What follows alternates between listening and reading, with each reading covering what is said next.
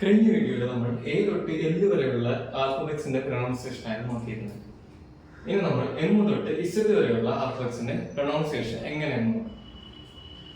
എമ്മിന് എം എന്ന് തന്നെയാണ് പറയാം, എന്നിനും എൻ എന്ന് തന്നെയാണ്, ഓയ്ക്കും ഓ തന്നെയാണ്, പിക്ക് ഹേ എന്നാണ് പറയാ, ക്യൂവിന് ഖു, ആറിന് എർ, എസിന് എസ് തന്നെയാണ്, ടിക്ക് ഥേ, യുവിന് ഊ, വിക്ക് ഫൗ, ഡബ്ല്യുവിന് വേ, എക്സിന് ഇക്സ് എന്നാണ് പറയാം, വൈക്ക് എപ്സിലോൺ, ഇസഡിന് സെറ്റ്.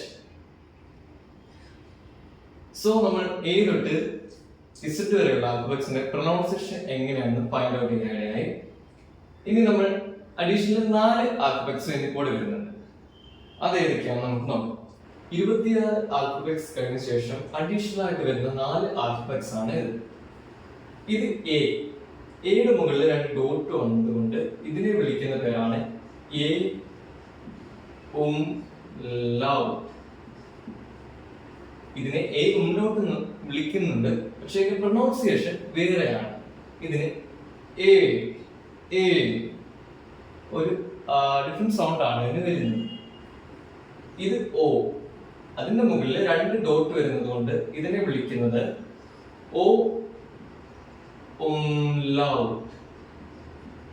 ഓ ഉംലൗട്ട് എന്നാണ് പറയുക. ഇതിന്റെ പ്രൊനൗൺസിയേഷൻ എന്നാണ് ഇതിന്റെ പ്രൊനൗൺസിയേഷൻ. ഇത് യു. യുവിന്റെ മുകളിൽ 2 ഡോട്ട് വന്നത് കൊണ്ട് ഇതിനെ വിളിക്കുന്നത് U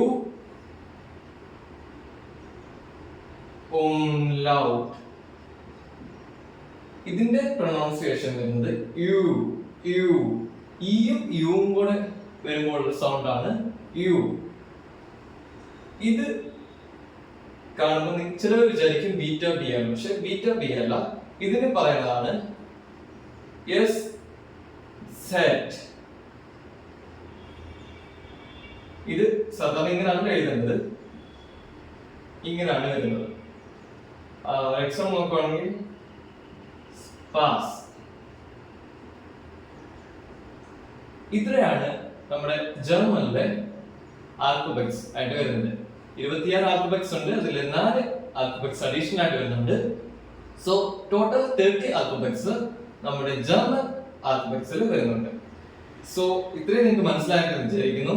So follow the channel to get more videos of Feeder saying choose.